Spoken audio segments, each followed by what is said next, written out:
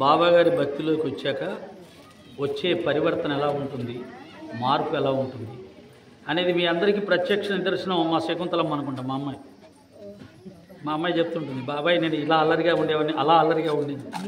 ఆ అల్లరిగా ఉన్న శకుంతలమ్మని తన భక్తురాలుగా మార్చుకొని ఈరోజు మాతో పాటుగా వచ్చి చక్కగా పెద్దరికంగా కూర్చొని సత్సంగాలు చేస్తూ ఉంటుంది. అంటే బాబా గురించి జ్ఞానం చెప్తూ ఉంటుంది. ఎంతోమంది వచ్చి ఆమె చెప్పే జ్ఞానాన్ని వినడానికి వస్తూ ఉంటారు. అంటే ఆ స్థాయి చూడండి, బాబా గారు ఎలా నడిపిస్తాడు, ఎలా తీసుకెళ్తాడు, ఎక్కడ కూర్చోబెడతాడు అనడానికి నిదర్శనం. ఈరోజు ఆ అమ్మాయి వల్లనే నేను ఇక్కడికి రాగలిగాను, మీ అందరి ముందు ఇలా కూర్చోగలుగుతున్నాను. అంటే ముఖ్యంగా బాబా గారు ఎంచుకునే వాళ్ళు ఎవరై అంటే బాగా అల్లరి చేసే వాళ్ళే. ఎవరైతే బాగా అల్లరి చేస్తున్నారో, ఎవరైతే బాగా పక్కదారి పడుతూ ఉంటారో వాళ్ళని పట్టుకొని బుద్ధిమంతులుగా తయారు చేసుకొని తన బిడ్డలుగా సమాజానికి ఇదిగో నా మార్గంలోకి వస్తే ఇలా మారిపోతారు, అందరూ నా మార్గంలోకి రండి, మీ అందరినీ కూడా నేను మంచి బిడ్డలుగా తయారు చేస్తాను. నిదర్శనం ఉండాలి కదా, ఆ నిదర్శనం ఉంటేనే కదా ఏ భగవంతునైనా ఆశ్రయించేది. కాబట్టి ప్రత్యక్ష నిదర్శనం ఈ ఊరికి సంబంధించినంత వరకు ఆమె, మా ఊరికి సంబంధించినంత వరకు నేను కూడా ఉంటాను, అదే లిస్టులో ఉంటాను నేను కూడా, అదే అల్లరి అదే వ్యవహారం. కాబట్టి భగవంతుని పాదాలు పట్టుకున్న వాళ్ళు తప్పకుండా ఉద్ధరించబడతారు, సంస్కరించబడతారు, మంచివాళ్ళుగా జీవిస్తారు, పవిత్రులుగా జీవిస్తారు, భగవద్ అనుగ్రహానికి పాత్రులు అవుతారు. బాగా గుర్తుపెట్టుకోండి, మన శక్తి చాలా అల్పం. మనకు బాగా ధనం ఉండొచ్చు, కీర్తి ప్రతిష్టలు ఉండొచ్చు, పదవులు ఉండొచ్చు, ఎన్ని ఉన్నా సరే మన శక్తి చాలా అల్పం. కానీ అవన్నీ ఉన్నప్పుడు మనం చాలా శక్తివంతులు అనుకుంటాం. ముఖ్యంగా యవ్వనంలో ఉన్నప్పుడు, శరీరంలో బలం ఉన్నప్పుడు చాలా శక్తివంతులు అనుకుంటాం. అదంతా ఉట్టిదే. ఆ బలం ఎంతవరకు ఉంటుంది తెలుసా? ఒక రోగం రానంత వరకు. ఒక డెంగ్యూ రోగం వచ్చిందనుకో, మంచం మీద పడేసిందనుకో, ఒక జ్వరం వస్తే చాలు 104 డిగ్రీలు వేసి ఇంట్లో మంచం మీద పడేస్తే పక్కన ఇద్దరు వచ్చి లేపితే కానీ లేగలేము. అది మన శక్తి, అది మన బలం. కానీ బాగా ఉన్నప్పుడు మాత్రం వాడంతా వీడంతా అంటా ఉంటాం, ఉట్టిదే. ఆయన తలుచుకుంటే పుట్టుక్కున పడిపోతాం. ఎంతసేపు అలా కారులో డ్రైవింగ్ చేసుకుంటూ వెళ్ళిపోతుంటే నీ తప్పేం ఉండదు, వాడు ఎవరిదో ఆ బ్రేకులు ఫెయిల్ అయ్యింటే వచ్చి కొట్టేస్తాడు, అయిపోయి కాలు చేతులు పోయినా పోవచ్చు, ప్రారంభమైపోవచ్చు. కాబట్టి ఈ శరీరం అనేది చాలా అల్పం. ఏ క్షణికం బుడగ వంటి బ్రతుకు ఒక చిటికెలోని చితుకు, బుడగ వంటి బ్రతుకు ఒక చిటికెలోని చితుకు, అది శాశ్వతమని తలచేవురా, నువ్వెందుకని మురిసేవురా, ఓ యాత్రికుడా దరిచేరే దారేదీరా, నీ జీవితము కెరటాల పాలాయేరా, తల్లి తండ్రి అతడే నీ ఇల్లు వాకిలతడే, తల్లి తండ్రి అతడే నీ ఇల్లు వాకిలతడే, ఆ పాండురంగడున్నాడురా, నీ భారమతడే మోసేనురా, ఓ యాత్రికుడా దరిచేరే దారేదీరా. కనుక భగవంతుని పాదాలు ఆశ్రయించి అహంకారం లేకుండా అంతా భగవంతుని శక్తి వల్లే నేను జీవిస్తున్నాను, భగవంతుని శక్తి వల్లే నాకు అన్నీ లభించాయి అని ఎవడైతే నిరహంకారంగా ఉంటూ అందరినీ సమానంగా చూస్తూ గౌరవిస్తూ ప్రేమిస్తూ సేవాభావంతో ఉంటాడో వాడిని భగవంతుడు ఆశీర్వదిస్తాడు. అటువంటి వాడికి నేను చెప్పిన అకాల మృత్యువు రాదు, అకాల రోగాలు రావు. లేదు నేను అంతటివాణ్ణి ఇంతటివాణ్ణి విర్రవీగావా, ఆయన తలుచుకున్నాడంటే ఒక్క క్షణంలో మంచం మీద పడిపోతావు, మళ్ళీ లేగవు. పక్కన నలుగురు సహాయం చేస్తే తప్ప నీ యొక్క పనులు కూడా నువ్వు చేసుకోలేవు. మన కళ్ళెదురుగా చాలామందిని చూస్తున్నాం, అలా బలం ఉన్న వాళ్ళని, అలా ధనం ఉన్న వాళ్ళని, అదే పదవులు ఉన్న వాళ్ళు ఎంతమంది అవి కోల్పోయి బాధలు పడుతున్నారు, మరణించి వెళ్ళిపోయారు, మనం చూస్తున్నాం. కనుక బాబా మార్గంలో ముఖ్యమైనది ఏమంటాడంటే, బాబా అహంకారాన్ని తీసి పక్కన పెట్టు, నా పాదాలు ఆశ్రయించు, నిరహంకారంగా జీవించు, ప్రేమతత్వంతో జీవించు, అందరినీ సమానంగా చూడు, అప్పుడు నీకు ఏ ఇబ్బంది రాకుండా నేను చూసుకుంటానంటాడు. కాబట్టి ఇది మనం బాగా గుర్తుపెట్టుకోవాలి.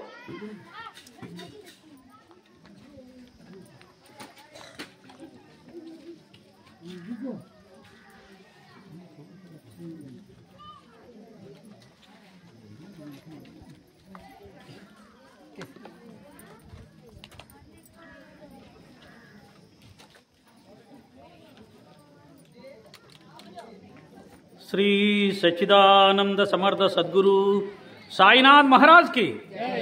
ద్వితీయ అధ్యాయం మసీదు ప్రవేశం, బాయిజాబాయి సేవ, నీళ్లతో దీపాలు వెలిగించడం. బాబాగారు షిరిడీకి వచ్చారు, సాయినామంతో పిలువబడుతూ ఉన్నారు.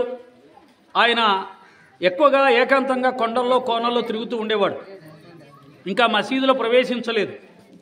అప్పుడప్పుడు కొన్ని ఇళ్లకు భిక్షానికి వచ్చేవాడు, ఒక 5 ఇళ్లకు భిక్షకు వచ్చేవాడు.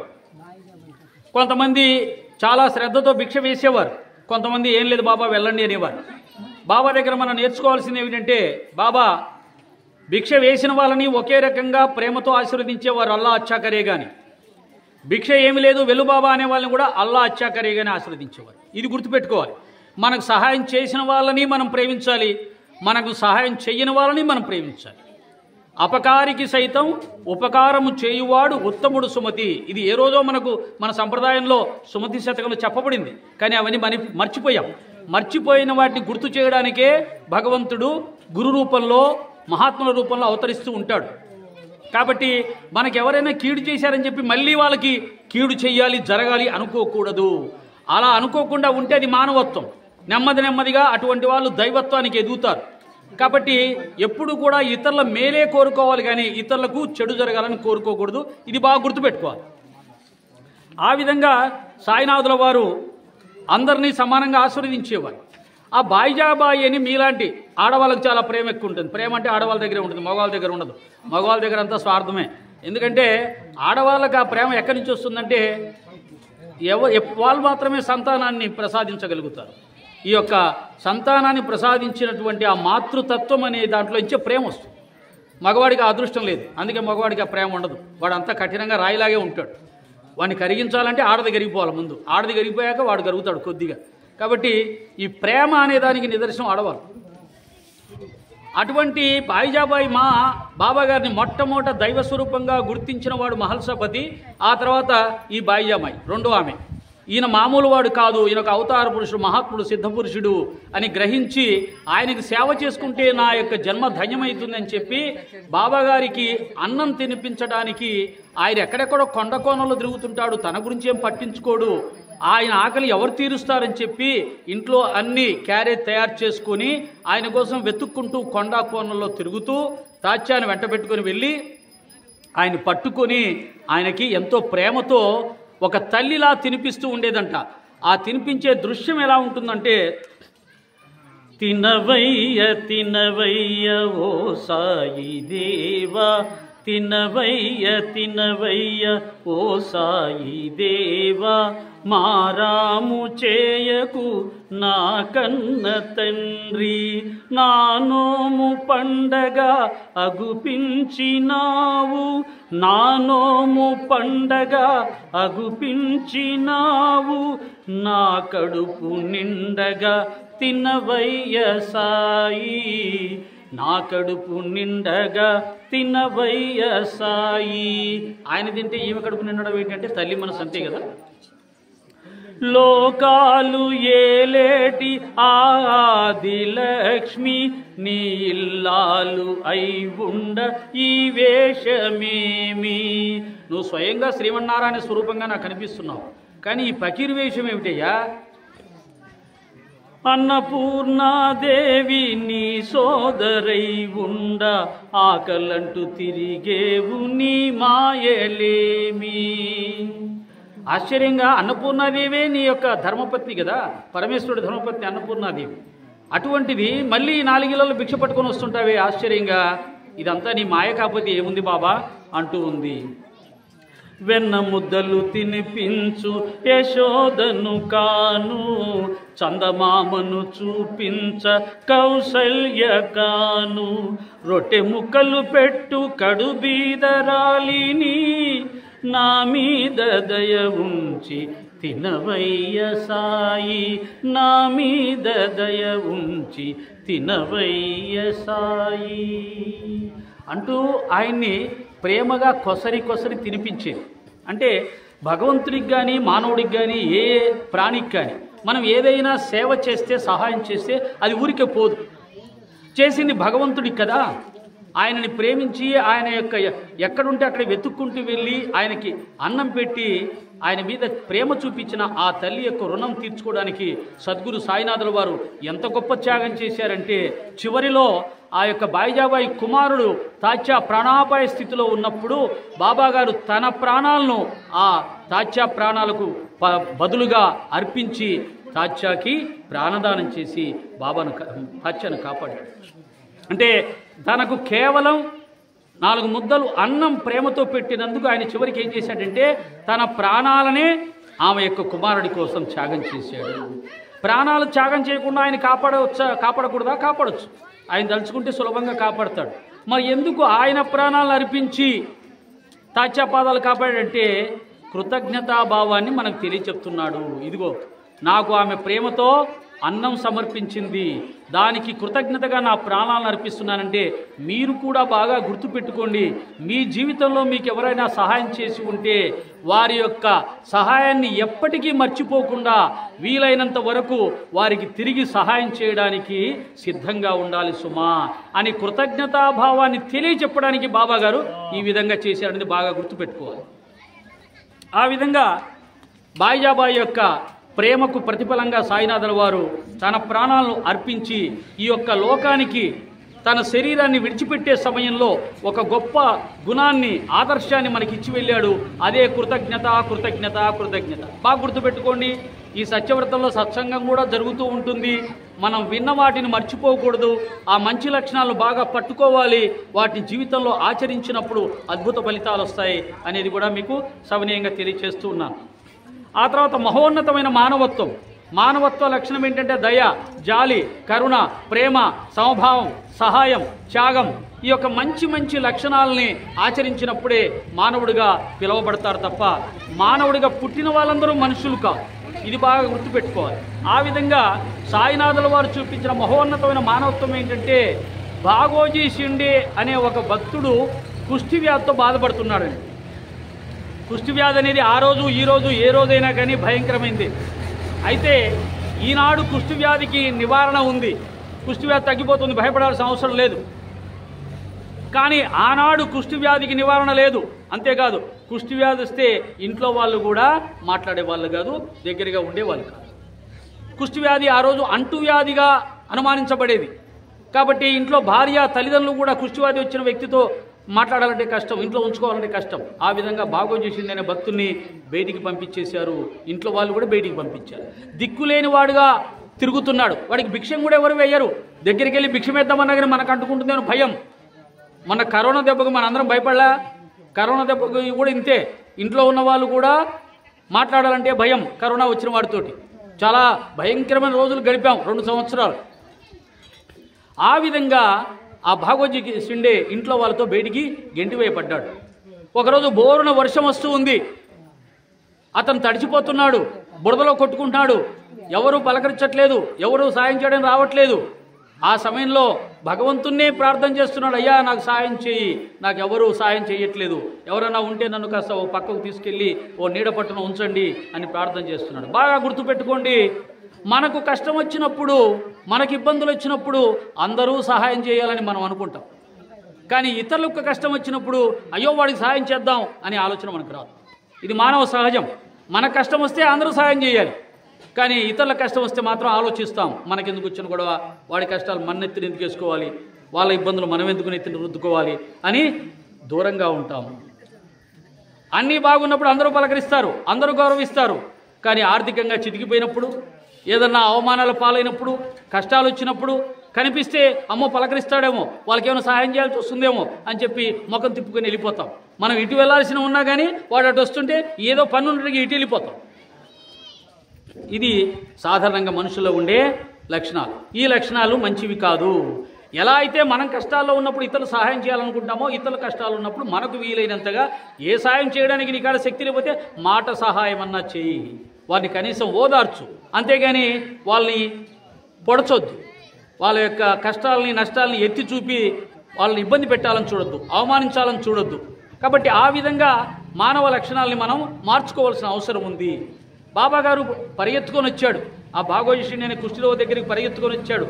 అతను ఆశ్చర్యపోయాడు. బాబా దగ్గరికి రావాకండి, నా కుష్టి వ్యాధి, దగ్గరికి వస్తే మీకు అంటుకుంటుంది అని అతను భయపడుతున్నాడు. కానీ బాబా వచ్చి అతన్ని 2 చేతులతో ఎత్తుకుని ఆ పాడుబడిన మసీదులో కాళ్ళు పెట్టారు బాబాగారు. అంటే మొట్టమొదట బాబాగారు షిరిడీలో పాడుబడిన మసీదులో బాగోజీ షిండేని తీసుకొని అతని కోసం ఆ మసీదులో కాలు పెట్టాడు. ఇప్పుడు అదే మసీదు ద్వారకామాయిగా పిలువబడుతుంది. అదే మసీదులో బాబాగారు 60 సంవత్సరాలు నివసించారు. అదే మసీదులో అనేకమైన లీలలు చూపించారు. అదే మసీదులో అనేక మందికి అనేకమైనటువంటి రోగాలు తొలగిపోయేలా చేశారు. ఆ యొక్క మసీదు ఈనాడు భూమండలానికి గురుస్థానమై ప్రభవిస్తూ ఉంది. షిరిడీ క్షేత్రం ఈనాడు భూమండలానికి ప్రముఖమైన గురుస్థానంగా, గురుత్వాకర్షణ శక్తి కలిగిన గురుస్థానంగా ప్రభవిస్తూ ఉంది. ప్రపంచంలో 4 ప్రధానమైనటువంటి క్షేత్రాలు, పుణ్యక్షేత్రాలు ఉంటే వాటిల్లో షిరిడీ ఒకటి.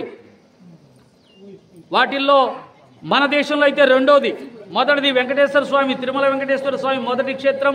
ఎక్కువ మంది భక్తుల చేత దర్శింపబడుతున్నటువంటి ఆ యొక్క మూర్తి, ఆ పరమాత్మ ఎవరైతే ఉన్నారో వెంకటేశ్వర స్వామి మొదటివాడైతే సాయినాథుల వారు 2వ స్థానంలో ఉన్నారు. ఇదో పెద్ద ఆశ్చర్యం. మన దేశంలో అష్టాదశ శక్తిపీఠాలు ఉన్నాయి, 12 జ్యోతిర్లింగాలు ఉన్నాయి, సనాతనమైన పుణ్యక్షేత్రాలు ఎన్నో ఉండగా ఒక 100 సంవత్సరాల క్రితం వెలిసినటువంటి ఒక ఫకీరు గారికి ఇంతటి ప్రభావం, ఇంతటి ఆ భక్తుల యొక్క ఆదరణ ఎలా వచ్చింది అంటే అతను ఫకీరు కాదు, పరమాత్మ అయితేనే ఆ అదృష్టం, ఆ భాగ్యం, ఆ యొక్క ఆకర్షణ శక్తి ఉంటుంది అని మనకు తెలిసిపోతుంది. ఆ విధంగా సాయినాథుల వారు ఆ ద్వారకామాయిలో ఆయన్ని తీసుకెళ్ళి పెట్టి అతనికి సేవ చేశాడు. ఒక కుష్టి రోగిని పక్కన పెట్టుకొని సేవ చేయించుకోవడం ఎవరికైనా సాధ్యమా? ఇంట్లో కూడా ఉంచుకోవడానికి అవకాశం లేక బయటికి గెంటి వేయబడితే అతన్ని తన పక్కన పెట్టుకొని తన సేవ చేసుకునేలాగా, అవసరమైనప్పుడు ఆయన అతనికి సేవ చేయడం, పక్కన కూర్చోబెట్టుకోవడం, ఇదే మానవత్వం. మానవత్వం అంటే ఏం లేదు, ఎదుటి మనిషికి వచ్చిన కష్టాన్ని చూసి జాలిపడి వీలైనంతగా వారికి సేవ చేయడం, ప్రేమించడం చేయగలిగితే అదే మానవత్వం. అదే కష్టం మనకొస్తే ఎలా ఉంటుందని ఊహించుకున్నప్పుడు మనం ఆ పని చేయగలుగుతాం. బాబాగారు ఆ విధంగా అద్భుతమైనటువంటి మానవత్వంతో బాగోజీ షిండేని అనుగ్రహించారు. ఆ తర్వాత బాబాగారు షిరిడీలో దాదాపు 30 సంవత్సరాలు ఆయనలో అష్టసిద్ధులు ఉన్నా, అన్ని రకాల శక్తులు ఉన్నా, సర్వశక్తిమంతుడైనా కానీ ఆయన ఎక్కడా కూడా తన శక్తిని ప్రదర్శించలేదు, మహిమను ప్రదర్శించలేదు. మొట్టమొదటి మహిమ ఏమిటయ్యా అంటే బాబాగారు ఊర్లో అందరి దగ్గర ఆ యొక్క నూనె తీసుకుని వచ్చి మసీదులో దీపాలు వెలిగించేవారు. మామూలుగా మసీదులో దీపాలు వెలిగించరు, ముస్లిం సంప్రదాయం ప్రకారం మన యొక్క దేవాలయంలోనే దీపాలు వెలిగిస్తారు. మరి బాబాగారు మసీదులో దీపాలు ఎందుకు వెలిగించారు అంటే అదే ఇంతకు ముందు చెప్పినట్టుగా హిందూ ముస్లిం సంప్రదాయాల్ని రెండింటినీ ఆచరించడమే ఆయన పద్ధతి, అవతారం యొక్క లక్ష్యం. కాబట్టి అలా దీపాలు వెలిగిస్తూ ఉన్న సందర్భంలో ఒకసారి ఊర్లో ఇప్పుడున్నట్టుగా అప్పుడు కూడా బాబాగారిని వ్యతిరేకించే వాళ్ళు ఉన్నారు. ఆయన ముస్లిం అయి ఉండి హిందువులను ఆకర్షిస్తున్నాడు, ముస్లిం అయి ఉండి మసీదులో దీపాలు వెలిగిస్తున్నాడు. ఇలా ముస్లింలు హిందువులు ఇద్దరి మధ్యలో గొడవలు పెట్టి ఆనందించే వాళ్ళు కొంతమంది ఉంటారు ఇప్పుడున్నట్టే. ఆ విధంగా బాబాగారికి నూనె ఇవ్వకుండా చేయాలని చూశారు. ఆ వర్తకులు ఆ రోజు బాబాగారు నూనె ఇవ్వాలా, లేదు బాబా మేము ఇవ్వమన్నా. కొంతమంది లేదని చెప్పేశారు. సరే బాబాగారు ఏమల్లా చక్కగా నవ్వుకుంటూ వచ్చాడు మసీదుకి. ఈరోజు నూనె ఎవరు ఇవ్వలేదు బాగోజీ అని చెప్తే, బాబా మరి ఎలాగా, ఈ రాత్రి మనం చీకట్లో ఉండిపోవాల్సిందేనా, దీపాలు వెలగవా అంటాడు. అల్లా అచ్చా కరేగా, అల్లా ఉండగా మనకేం భయం అని చెప్పేసి బాబాగారు ఆ నీటిలో, ఆ కుండలో ఉన్న నీళ్లు కొన్ని తన యొక్క తంబరేలు దాంట్లో వేసుకొని అవి నోట్లో వేసుకొని వాటిని శక్తివంతం చేసి ఆ నీళ్లతోటి అన్ని ప్రమిదల్లో పోసి దీపాలు వెలిగిస్తుంటే అక్కడ చుట్టూ ఉన్నటువంటి వర్తకులు చూస్తున్నారు. ఈరోజు బాబాగారు ఏం చేస్తారో చూద్దాం, దీపాలు ఎలా వెలిగిస్తారో చూద్దాం అని చూస్తే ఆయన నీళ్లు పోస్తుంటే ఆశ్చర్యపోయారు. నిజంగా ఆయన పిచ్చివాడే, పిచ్చి పకీరే, అందరూ చెప్తే మనం నమ్మలేదు, ఇంతకాలం అనవసరంగా ఈ పిచ్చి పకీరికి మనం నూనె ఇచ్చామే అని అనుకున్నారు. కానీ ఆ నూనెతోటి ఆయన దీపాలు వెలిగించేసరికి ఆ దీపాలు నూనెతో వెలిగిస్తే వెలిగే దీపాల కన్నా కూడా ఇంకా ప్రకాశవంతంగా వెలిగాయంట. వాళ్ళు ఆశ్చర్యపోయారు. ఆ రాత్రంతా దీపాలు వెలుగుతూనే ఉన్నాయి. అందరూ పరిగెత్తుకొని వచ్చి బాబా పాదాల మీద పడి, మమ్మల్ని క్షమించండి బాబా, మేము తప్పు చేశాము, అబద్ధమాడాము. అప్పుడు బాబా ఒక మాట చెప్తాడు. బాబా ఒక్కొక్క మాట రూపంలోనే మనకు చక్కటి జ్ఞానాన్ని ఇస్తాడు, అది పట్టుకోవాలి. బాబా ఏమన్నాడంటే, ఎప్పుడు కూడా జీవితంలో అబద్ధం ఆడవాకండి, మీ దగ్గర లేకపోతే, ఇవ్వడానికి ఇష్టం లేకపోతే ఇవ్వను అని చెప్పండి, కానీ లేదని అబద్ధం చెప్పండి అని చెప్పాడు. కాబట్టి దీన్ని కూడా మనం వీలైనంత పాటించాలి. ఖచ్చితంగా పాటించలేం. అన్ని నిజాలే చెప్తే అన్ని గొడవలే, సంసారాలలో కూలిపోతాయి. కాబట్టి ఎక్కడ ఎంతవరకు అబద్ధం ఆడాలి, ఆ అబద్ధం ఎవరికి ఇబ్బంది కలిగినదై ఉండాలి, ఆ అబద్ధం వల్ల ఎవరికి నష్టం కలిగినదై ఉండాలి. తప్పించుకొని తిరుగువాడు ధన్యుడు సుమతి అన్నట్టు ఉండాలి. అంతేగాని అబద్ధం ఆడి అవతల వాళ్ళ కొంపలు కూర్చే విధంగా ఉండకూడదు. కాబట్టి అబద్ధం ఆడకుండానే ఉండాలి. ఒకవేళ ఆడాల్సి వస్తే అది మన ప్రాణం మీదకి వచ్చినప్పుడో లేదా ఇతరులకు ఏదైనా ఇబ్బంది వస్తుంది అనుకున్నప్పుడో ఆడాలి తప్ప ఇతరులకు నష్టం కలిగించే అబద్ధం ఆడకూడదు. కాబట్టి ఆ విధంగా మనకు ఒక గొప్ప సత్యాన్ని చెప్పాడు బాబా. ఎప్పుడు కూడా అబద్ధం ఆడవాకండి అని చెప్పాడు. ఈ కథ ద్వారా మనం అది నేర్చుకుందాం. రేపటి నుంచి కాదు, ఈ కథలు అయిపోయిన వెంట నుంచే, ఈ క్షణం నుంచే అబద్ధం అనేదాన్ని తీసిపడేద్దాం. ఆ విధంగా బాబాగారు వెలిగించినవి, నీటితో వెలిగించినవి జ్ఞానజ్యోతులు అని పిలువబడతాయి. అంటే మనలో ఉన్న అజ్ఞానాన్ని తొలగించి, అంటే గురు మార్గంలోకి వచ్చినప్పుడు మనకేం తెలుస్తుందంటే, అమ్మా మనం జీవించేస్తుంటాం, ఎలా పడితే అలా జీవిస్తుంటాం, మనకు నష్టం కలగకుండా జీవించాలని చూస్తాం, మనకు లాభం వచ్చేలా జీవించాలని చూస్తాం, మనకి ఇబ్బంది లేకుండా జీవించాలని చూస్తాం. అవతల వాళ్ళకి ఏ ఇబ్బంది వచ్చినా మనకు అనవసరం, మనకి ఇబ్బంది రాకుండా చూడాలి, మనకు లాభం జరగాలి, అవతల వాళ్ళకి నష్టం జరిగినా పర్వాలేదు, ఇలా జీవించేస్తుంటాం. అలా జీవించకూడదు. గురు మార్గంలో వచ్చినప్పుడు తెలిసేది ఏంటంటే, ఏది మంచో ఏది చెడో, ఏది ఎలా చెయ్యాలో ఏది ఎలా చెయ్యకూడదో గురువు చెప్పినప్పుడు తెలుస్తుంది.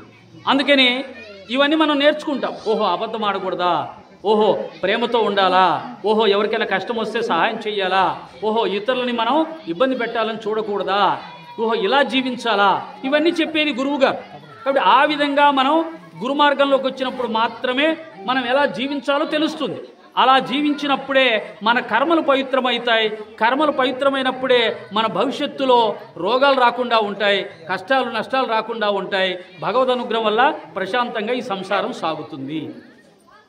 ఓ సిరిడి గ్రామ ప్రజలారా చూడరండయ్యా, మన సాయి మహిమ కనులార కానరండయ్యా. ఓ భక్తులార జ్ఞానులార కదలిరండయ్యా, మన సాయి బోధలే వినరండయ్యా.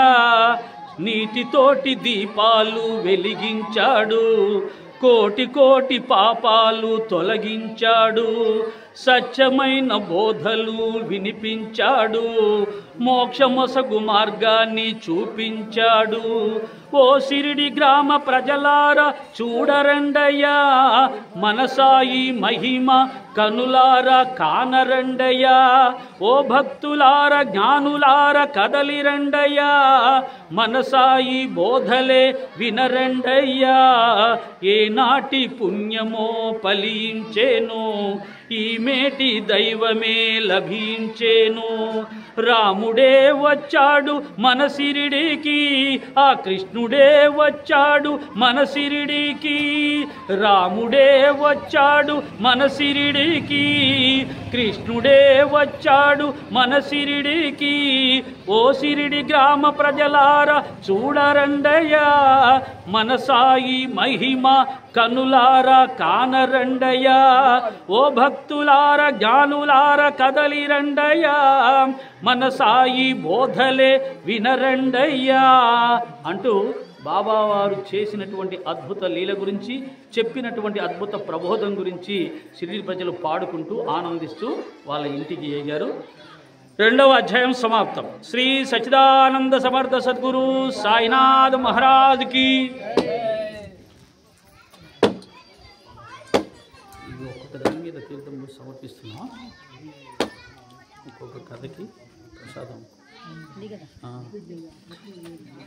ఆ లడ్డు మీద తీర్థం.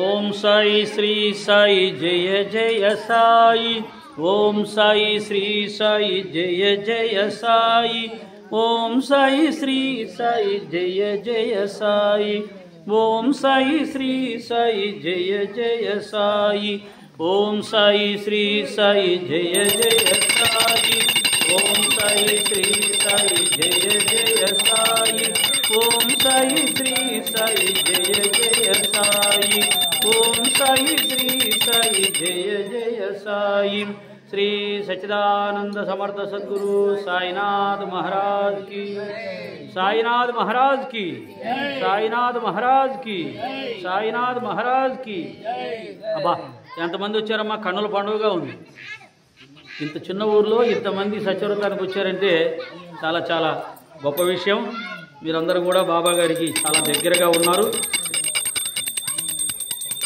ఈ మందిరం కట్టించినటువంటి వారు ఆ మందిర నిర్వాహకులు ఈనాటి ఈ కార్యక్రమానికి ఈ రాత్రి పగలు నిద్రపోకుండా ఈ వారం రోజులు ఈ కార్యక్రమాలకు ఈ యొక్క సేవా కార్యక్రమంలో పాల్గొంటున్న వారికి అందరికీ కూడా సాయినాథుల వారి సంపూర్ణ అనుగ్రహంతో మీరందరూ ఆయురారోగ్యాలతో సుఖశాంతులతో ఉండాలి ఐశ్వర్యాలు నాకు తెలియదు కానీ సుఖం ఉండాలి శాంతి ఉండాలి ఈ రోజుల్లో చాలామంది దగ్గర కోటాను కోట్ల ఐశ్వర్యం ఉంది కానీ శాంతి లేదు మనం అనుకుంటాం డబ్బు ఉంటే శాంతి ఉంటుందని ఏముండదండి కారులో పోతున్నామని చూస్తే అబ్బా మంచి ఎంత పెద్ద కారులో పోతున్నాను అనుకుంటాం వాడు లోపల అంతా టెన్షనే ఏం టెన్షన్ తెలుసా ఆ కారు వాడు బ్యాంక్ అప్పుతో కొని ఉంటాడు నెలగానే ఈఎంఐ కట్టాలి 50,000 60,000 కట్టాలి అది ఎప్పుడు కట్టాలి ఎలా కట్టాలి ఎంతకాలం కట్టాలి ఉద్యోగం ఉంటుందో పోతుందో టెన్షన్ కానీ డబ్బు ఎక్కువగా వచ్చే కొద్దీ ఆ డబ్బుతో కార్యక్రమాలు ఎక్కువగా చేయాల్సి వస్తుంది ఆ డబ్బుకు సంబంధించిన వ్యవహారాలు ఎక్కువగా ఉంటాయి అవన్నీ టెన్షన్తో ఉంటాయి డబ్బుతో కొనే వ్యవహారాల్లో ఎక్కడ మనశ్శాంతి ఉండదండి టెన్షనే కాబట్టి మానవుడికి ఏంటంటే ఎంత టెన్షన్ ఉన్నా పర్వాలేదు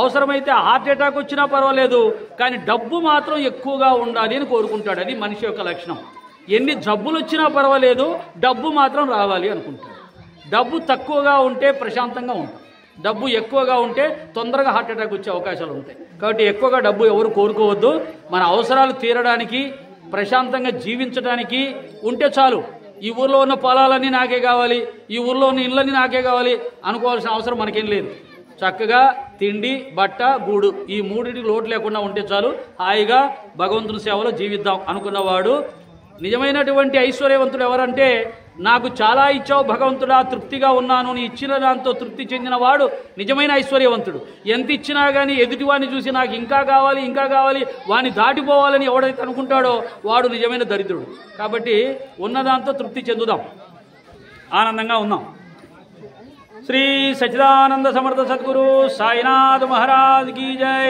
3వ అధ్యాయం యోగుల ప్రశంస సంతాన ప్రధానం అభయ ప్రధానం బాబా గారు ఆ రోజుల్లో షిరిడీలో ఈ తెర వెనకాల ఎవరో మాట్లాడుతున్నారు నాయన కొద్దిగా మీరు మాట్లాడవాకండి తెర వెనక ఉన్న వాళ్ళ తెర ముందున్న వాళ్ళ యాక్షన్ తక్కువైంది తెర వెనకాల ఉన్న వాళ్ళ యాక్షన్ ఎక్కువైంది కొద్దిగా తగ్గించుకోండి తర్వాత బాబా గారిని ఆ రోజుల్లో ఫకీర్ వేషంలో ఉంటూ 4 ఇళ్లలో బిచ్చమెత్తుకుంటున్న సమయంలోనే బాబా గారు ఊరికే కూర్చునే వాళ్ళు కాదండి బాబా గారు ప్రతిరోజు కూడా కొన్ని మొక్కలను తీసుకొని వచ్చి ఆ పాడుబడిన ప్రదేశంలో ఉన్న పెంటనంతా శుభ్రం చేసి చదును చేసి ఆ పాదులు తీసి మీలాగా మీరందరూ కూడా వ్యవసాయదారులు మీరు కష్టపడుతూ ఉంటారు బాగా గుర్తుపెట్టుకోండి నాలాగా కూర్చొని మాటలు చెప్పే వాళ్ళకంటే కూడా మీలాగా శ్రమపడే వాళ్ళ దగ్గరే బాబా ఎప్పుడు ఉంటాడు మాటలు చెప్పే వాళ్ళకన్నా కష్టపడే వాళ్ళంటే బాబాకి ఇష్టం కాబట్టి ఎవరైనా సరే కష్టపడేదాన్ని చూసి ఏమిటి మాకు ఈ కష్టాలు అనుకోవకండి కష్టం ఎక్కడ ఉంటే బాబా గారు అక్కడ ఉంటాడు కష్టపడాలి కష్టే ఫలి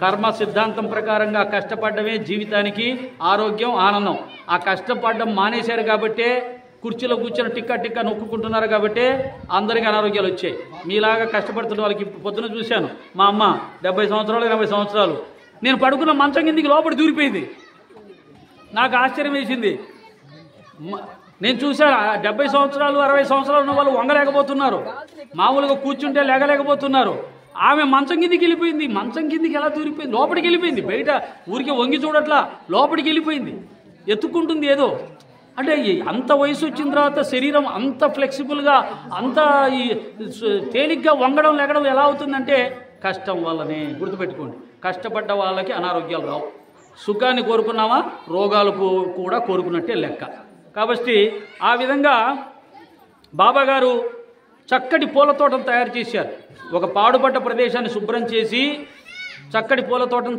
తయారు చేశారు అంతేకాదు రోజు నీళ్లు కూడా ఆయన మోసుకొని వచ్చేవాడు ఆయన నీళ్లు మోసుకొచ్చి ఆ చెట్లకు పోసేవాళ్ళు పెంచి పెద్ద చేసేవాళ్ళు ఆ టైంలో అంటే అప్పటికి ఇంకా బాబా గారి యొక్క లీలలు మహిమ లోకానికి ఇంకా ఏమీ ప్రకటింపబడలేదు ఆ సమయంలోనే జానకీదాస్ అనే ఒక యోగి, ఆనందనాథుడనే ఒక యోగి, గంగాఘీర్ అనే ఒక యోగి, వీళ్ళందరూ కూడా బాబా గారిని చూసి ఆశ్చర్యపోయారు. మీకు అర్థం కావట్లేదు ఈ మహనీయుడు యొక్క గొప్పతనం, ముందు ముందు తెలుస్తుంది. ఇది రాయి అనుకుంటున్నారేమో, ఒక పెద్ద రత్నం, ఒక గొప్ప రత్నం, ఒక గొప్ప వజ్రం. భవిష్యత్తులో ఈ షిరిడి ప్రపంచానికి ఒక గొప్ప పుణ్యక్షేత్రమై వెలుగొందుతుంది ఈ మహనీయుడు వల్ల. ఎక్కడి నుంచి వచ్చాడు ఈ మహనీయుడు అని ఆశ్చర్యపోయారు ఆనాడే.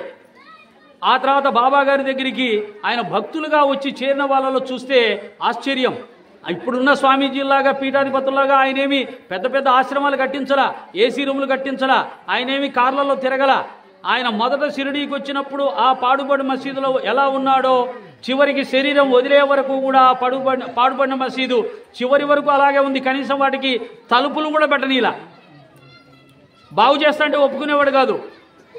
ఆ విధంగా చివరి వరకు వైరాగ్యంతో జీవించాడు. వచ్చే భక్తులకు కూడా ఎవరికి ఉండడానికి ఎటువంటి సౌకర్యాలేం లేవు. ఆ 1-2 వాడాలని చెప్పి మట్టి మిద్దెలు ఉండేవి. ఆ మట్టి మిద్దెల్లోనే ఉండాలా. మళ్ళీ వచ్చిన వాళ్ళే మామూలు వాళ్ళు కాదు, గొప్ప గొప్ప వాళ్ళు, గొప్ప విద్యావేత్తలు, గొప్ప పండితులు, సిద్ధపురుషులు, పెద్ద పెద్ద అధికారులు, కోటీశ్వర్లు వచ్చారు. మరి వాళ్ళు వచ్చి అక్కడ ఎటువంటి సౌకర్యాలు లేని ఆ పాడుబడినటువంటి మట్టి మిద్దల్లో ఎలా ఉన్నారో ఆశ్చర్యం. ఎందుకున్నారు, ఎలా ఉన్నారు? అక్కడ ఏదో ఒక మహత్తరమైన శక్తి, ఒక మహత్తరమైనటువంటి అనుగ్రహం, ఆశీర్వాదం లేకపోతే అక్కడ ఎందుకుంటారు? ఎవరొచ్చారు? బాలగంగాధర్ తిలక్ అంటే మన భారత దేశానికి స్వాతంత్రం సంపాదించడానికి స్థాపించబడినటువంటి కాంగ్రెస్ పార్టీని స్థాపించినటువంటి మహనీయుడు ఎవరైతే ఉన్నారో బాలగంగాధర్ తిలక్ బాబా దర్శనానికి వచ్చాడు. ఆయనకు సంబంధించిన కేసులు విచారించే కాపాడే అనే ఆయన ఢిల్లీలో ఉంటాడు. ఢిల్లీలో కౌన్సిల్ సభ్యుడు, ఆయన గొప్ప మేధావి, గొప్ప విద్యావేత్త. అటువంటి వాడు బాబా దగ్గరకు వచ్చి 3 నెలలు ఉన్నాడు బాబా దగ్గర. కాకాసాహెబ్ దీక్షిత్ బొంబాయి మహానగరంలో గొప్ప లాయరు, ఒక పెద్ద లాయర్ల కంపెనీ ఉంది. రోజుకు 100 మందికి భోజనం పెట్టేవాడు ఆయన. అనేక మిద్దెలు మేడలు ఉన్నాయి. గొప్ప కోటీశ్వరుడు. ఆయన ఆస్తి పాస్తులు అన్ని వదులుకొని షిరిడీలో దీక్షిత్ వాడ కట్టుకొని బాబా పాదాల దగ్గర నిలబడిపోయాడు, ఉండిపోయాడు. అంటే ఏ మహాశక్తి, ఏ అద్భుతమైనటువంటి దివ్యత్వం, ఏ ఆకర్షణ ఉండకపోతే ఇంత పెద్ద విద్యావేత్తలు, ఇటువంటి మహానుభావులు బాబా పాదాలను ఆశ్రయించి ఉంటారా అనేది ఒకసారి ఆలోచించాల్సి వస్తుంది. ఆ విధంగా ఎంతోమంది యోగులు బాబా గారి గొప్పతనాన్ని కీర్తించారు. ఎంతోమంది మేధావులు బాబా పాదాలను ఆశ్రయించారు. ఆ తర్వాత బాబా గారి యొక్క మార్గంలో గొప్ప విశిష్టత ఏమిటంటే, పూర్వకాలంలో సంతానం లేకపోతే ఎవరైనా ఋషులు, మునులు ఇంటికి వస్తే, మహాత్ములు, సిద్ధపురుషులు వస్తే వారికి సేవించుకుంటే వాళ్ళు ఏదైనా ఒక మార్గం చెప్తారు. పలానా వ్రతం చేసుకోండి, పలానా పూజ చేయండి, పలానా యాత్ర చేయండి, ఇవన్నీ చేస్తే మీకు సంతానం కలిగే అవకాశం ఉంటుంది ఆ దేవత అనుగ్రహం వల్ల అని చెప్పేవాళ్ళు. కానీ బాబా విషయంలో అదేం లేదు. ఆయన ఎవరికి అనుగ్రహిస్తే వారికి సంతానం ఆయన నోటి మాటతో జరిగిపోయింది. అలా అనేక మందికి ఆయన సంతానాన్ని ప్రసాదించారు. గోపాలరావు గుండు అనే అతను సర్కిల్ ఇన్స్పెక్టర్, అతని సంతానం లేదు. బాబా అనుగ్రహం వల్ల అతను సంతానం కలిగింది. దాము అన్న అనే అతను పెద్ద కోటీశ్వరుడు, అతనికి సంతానం లేదు, మగ సంతానం లేదు, అతని సంతానం లేదు. బాబా అనుగ్రహం వల్ల అతని సంతానం కలిగింది. రతన్జీ వాడియా, అతనికి 8 మంది ఆడపిల్లలు ఉన్నారు, పురుష సంతానం లేదు. ఆ రోజుల్లో మగ సంతానం లేకపోతే వ్యర్థమని ప్రచారం ఉండేది. అతను బాబా దర్శనానికి వస్తే అతనికి సంతానాన్ని ప్రసాదించారు. అలాగే ఔరంగాబాద్ గారి భార్య అనే ఆవిడ బాబా దగ్గరికి వచ్చింది సంతానం కోసం. బాబా ఆమెకు కూడా సంతానాన్ని ప్రసాదించారు. అంటే గురువు ఎంత సులభంగా ఏదైనా ఇవ్వగలడు అనడానికి ఇది పెద్ద నిదర్శనం. మీకు విచిత్రమైన విషయం చెప్తాను. శ్రీకృష్ణ పరమాత్మ ద్వారకా నగరంలో ఎక్కడ ఆయన ఉన్నప్పుడు, చిన్నప్పుడు రేపల్లెలో ఉన్నప్పుడు ఆ ఇంద్రుడు పరీక్ష పెట్టినప్పుడు భయంకరమైన తుఫాను వచ్చి ఆ యాదవులందరినీ హింస పెడుతూ ఉంటే శ్రీకృష్ణ పరమాత్మ గోవర్ధన పర్వతాన్ని చిటికని వేలి మీద ఎత్తి వాళ్ళందరినీ కూడా పర్వతం కిందికి రప్పించి వారికి ఆశ్రయం ఇస్తాడు, వారిని కాపాడుతాడు. అది కృష్ణుడు చూపించిన అద్భుత లీలల్లో అది ఒక లీల. అదేవిధంగా షిరిడీలో కూడా భయంకరమైన తుఫాను వచ్చి అల్లకల్లోలం చేసేస్తూ ఉంటే బాబాగారు కేవలం నోటి మాటతో మసీదులోంచి బయటికి వచ్చి ఆగు, శాంతించు అని 2 మాటలు అనగానే తుఫాను వెంటనే ఆగిపోయింది. అది గురువు మహిమ, గురువు యొక్క శక్తి. గురువేవి ఆయుధాలు ప్రయోగించక్కర్లా, యుద్ధాలు చేయక్కర్లా. ఆయన కంటి చూపుతో రోగాలు మాపగలుగుతాడు, కంటి చూపుతో వరాన్ని ప్రసాదించగలుగుతాడు, కంటి చూపుతో ప్రకృతిని శాసించగలుగుతాడు. అలా గురువు అంత గొప్పవాడు. ఇది మనం చెప్పడం కాదు, త్రిమూర్తులే చెప్పారు, బ్రహ్మదేవుడే చెప్పాడు. ఈ కలియుగంలో గురువును మించిన దైవం లేదు. కలిపురుషుడు ఎవరి దగ్గరికైనా వెళ్ళొచ్చంట, కానీ గురు పాదాలు పట్టుకున్న వాళ్ళ దగ్గరికి మాత్రం కలిపురుషుడు రాడంట. వెళ్ళకూడదని శాసించాడు. ఆ విధంగా గురువు అనుగ్రహం పొందినటువంటి వారిని ఈ ప్రపంచంలో ఏ శక్తి కూడా ఏమీ చేయలేదు. అలాగా మనందరం కూడా బాబాగారి పాదపద్మాలు పట్టుకొని ఉన్నాం. ఇప్పుడు మనకు కొన్ని కష్టాలు రావచ్చు పూర్వజన్మ కర్మానుసారంగా, కానీ అవి తొందరలోనే తొలగిపోతాయి. బాబా అనుగ్రహం వల్ల సర్వశుభాలు చేకూరుతాయి అనే నమ్మకంతో ఉండాలి. తప్పకుండా జరిగి తీరుతుంది. ఆ విధంగా బాబాగారు సంతానాన్ని ప్రసాదించి సంతాన లక్ష్మిగా మనం కీర్తించబడుతూ ఉన్నారు. బాబా ఇలా చెప్తూ ఉన్నాడు, ప్రేమతో నా నామాన్ని పలికే వారి కోరికలన్నీ నేనే నెరవేరుస్తాను, వారి భక్తిని హెచ్చిస్తాను, వారిని అన్ని దిశలందు అన్ని వేళ్లందు కాపాడుతాను. ఎవరైతే నిజముగా నాపై ఆధారపడతారో సర్వస్వ శరణాగతిని చేస్తారో వారు నా కథలను విన్నప్పుడు నా నామం పలుకున్నప్పుడు అమితానందాన్ని పొందుతారు. వాళ్ళు కళ్ళు చెమరిస్తాయి, వారి గొంతుకు ఆర్చుకొని పోతాయి, వారి ఒడలు గగురుపాటు చెందుతుంది. కేవలం బాబా నామాన్ని పలికితే, బాబా కథలు చదివితే, బాబా లీలలు వింటే ఇలా పరవశించే వాళ్ళు ఉన్నారు. ఆ పరవశించే స్థాయికి వెళ్ళాలి. ఆయన పాదాలు పట్టుకొని ఆ మార్గంలో వెళ్తే ఆ స్థితులు వస్తాయి. అదే ఆత్మానందం, అదే పరమానందం, అదే బ్రహ్మానందం. ఆ స్థితిని ఆయన చాలా సులభంగా ఇస్తాడు. నా లీలలు పాడేవారికి అమితానందాన్ని ఇస్తాను, శాశ్వతమైన తృప్తిని ఇస్తాను. ఎవరైతే నన్ను శరణ వేడతారో, భక్తి విశ్వాసంతో నన్ను పూజిస్తారో, నన్నే స్మరిస్తారో, నా కథలు తప్ప ఇతరులు వినడానికి చెప్పడానికి ఇష్టపడరో, నా గురించి తప్ప ఇతరులు ఏ దాన్ని ఇష్టపడరో, నా నామాన్నే పలుకుతూ, నా పూజనే సలుపుతూ, నా లీలలు చరిత్ర మననం చేస్తూ నన్ను ఎప్పుడూ జ్ఞాపకం ఉంచుకున్న వాడిని ఈ ప్రపంచం బాధించజాలదు. అక్కడే మనకు ఒక కండిషన్ పెట్టాడు. బాబానే ఇష్టపడాలి, బాబా లీలలు చదవాలి, బాబా నామాన్ని పలకాలి, బాబా రూపాన్ని ధ్యానం చేయాలి, బాబా సేవలో జీవించాలి. అంటే బాబా బాబా బాబా, ఇంకేమీ కనిపించట్లేదు. అలా కనిపించకుండా ఉంటే అది ఆనందం. మనం ఎప్పుడైతే ప్రపంచాన్ని చూస్తామో కోరికలు పుట్టుకొని వస్తాయి. ఆ కోరికలు ఎప్పుడైతే వచ్చాయో అది తీరే వరకు బాధ, తీరిన తర్వాత మరొక బాధ, అన్నీ బాధలే. కోరికలే దుఃఖ కారణం అని బుద్ధుడు చెప్పాడు. మనం చదువుకున్నప్పుడు చిన్నప్పుడు కూడా చెప్పారు. కానీ కోరికలు లేకుండా జీవించలేము. ఒక కోరిక అయిపోతే మరొక కోరిక, ఆ కోరిక అయిపోతే మరో కోరిక, ఇలా కోరిక కోరిక కోరిక జీవితాంతం కోరికలు తీరుతుంటాయి, కొత్త వేస్తుంటాయి. ఆ ప్రయాణంలోనే చనిపోతూ ఉంటాం. చివరి వరకు అశాంతితోటి జీవిస్తూ ఉంటాం. కాబట్టి ఎక్కడో ఒక చోట కోరికలు ఫుల్ స్టాప్ పెట్టాలి, ఎక్కడో ఒక చోట ఉన్నదాంతో తృప్తి పడాలి. అప్పుడు మనశ్శాంతి లభిస్తుంది. ఆ మనశ్శాంతితో భగవంతుని సేవలో జీవించాలి, కోరికలు లేకుండా జీవించాలి. ఆనందానికి కారణం అదే. కనుక ఈ ప్రపంచం బాధించజాలదు, మరణం భయపెట్టజాలదు. కోరికలు, కీర్తి, అధికారం, ఐశ్వర్యం అతని దరిచేరలేవు. అతను నిరంతరం వీటన్నిటికీ అతీతమైన అనిర్వచనమైన ఆత్మానందంలో మునిగి తేలుతూ ఉంటాడు. కాబట్టి ఈ కోరికలను విడిచిపెట్టి ఎవరైతే నా సేవలో జీవిస్తూ నా నామాన్ని పలుకుతూ జీవిస్తారో వారికి పరమశాంతినిస్తాను, పరమానందాన్ని ఇస్తాను. ఆనందం పరమశాంతి ఎక్కడో లేదు. కోరికల్ని వదిలేసుకొని భగవంతుని సేవలో జీవిస్తే ఉంటుంది. కోరికలతో కలిపి భగవంతుని సేవలో ఉంటే ఆ కోరిక తీరే వరకు భగవంతుని సేవ కూడా మనకు ఆనందాన్ని ఇవ్వదు.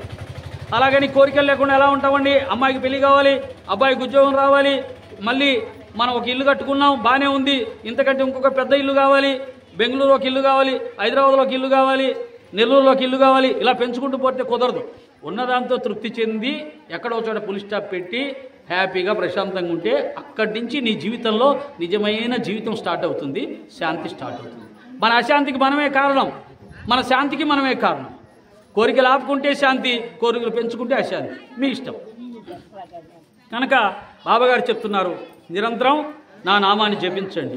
సాయి రామ నామం పరమ పుణ్యధామం, సాయి రామ నామం పరమ పుణ్యధామం, అదే మోక్ష తీరం వేదసారం మధురం మధురం, సాయి రామ నామం. ఎంత పాడుకున్నా అంతులేని కావ్యం, ఎంత పాడుకున్నా అంతులేని కావ్యం, ఎన్ని మార్లు విన్నా నవ్యాతి నవ్యం, సాయి రామ నామం పరమ పుణ్యధామం, సాయి రామ నామం.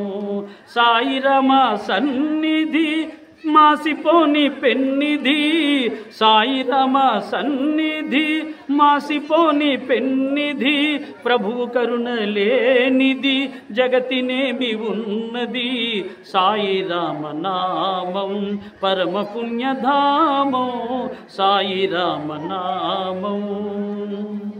దాసులైన వారికి దాసుడి సాయి దాసు, దాసులైన వారికి దాసుడి సాయి దాసు. ధన్యజీవులారా అందుకోండి సాయిరాం, అందుకోండి సాయిరాం. సాయి రామ హరి జయ జయ, సాయి కృష్ణ హరి జయ జయ, సాయి రామ హరి జయ జయ, సాయి కృష్ణ హరి జయ జయ, సాయి రామ హరి జయ జయ, సాయి కృష్ణ హరి జయ జయ, సాయి రామ హరి జయ జయ, సాయి కృష్ణ హరి జయ జయ.